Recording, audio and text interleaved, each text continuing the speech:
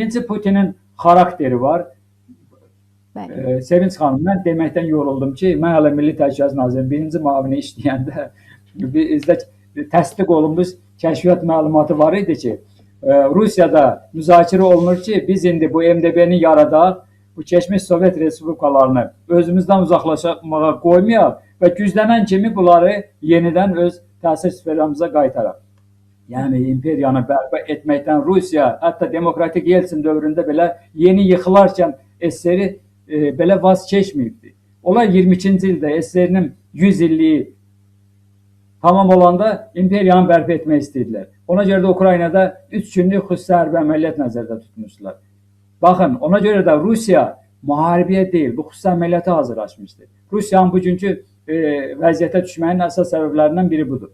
Və Putin bilir ki, əgər bu vəzifənin öhdəsindən gəlməsə, onun kəlləsi gedəcək, ya siyasi, ya fiziki mənada, ya da hər iki mənada. Bilirsiniz, 2-ci Nikolay necə gedibdir? 2-ci Nikolay 1-ci Dünya müharibəsi apardı. Qarbaçov necə gedibdir? 1-ci Dünya müharibəsi, 2-ci Nikolay getdi, Rusiya imperiyası dağıldı. Əfqanistan müharibəsi, Qarbaçovun getməsi, SSR-in dağılması. 2-ci Sovet imperiyası dağıldı. Rusiyanın özü də imperiyadır və bu 3-cü nümunə ola bilər. Yəni, Putin tarixə də həvəskar bir adam ki, bilirsiniz, həvəskar tarixçidir. O bu dediklərimi yəqin ki, daha ətraflı bilir.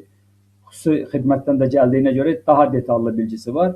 O bilir ki, bu onun həm də onun və ailəsinin taleyi məsələsi.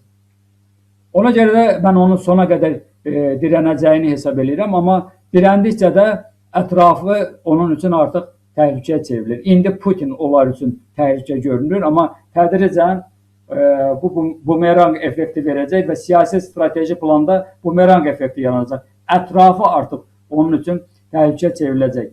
Məyər onlar bilmirlər ki, Rusiya əhalisinin mütləq əksəriyyəti artıq müharibənin dayanmağı istəyir. Dedim, 81%. Hala bu rəis sorğusunda nə qədər obyektivdir, demək çətindir. Cəmi 9% belə deyək, tərəfdarı var ki, axıra qədər gedək.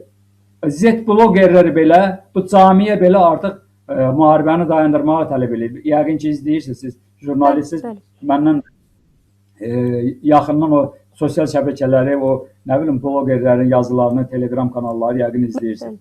Və bunu dünya da izləyir. Amerika Birləşmiş Ştatlarının Trump'ın belə fikri dəyişibsə, Trump kimi bir adamın, deməli gerçəkdən də vəziyyət dəyişib. Amma bu dayanıqlı, davamlı olacaqmı?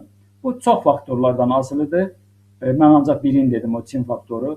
Ona görə onu dedim ki, o çox ciddi faktordur və mənə narahat edən faktordur. Bəli.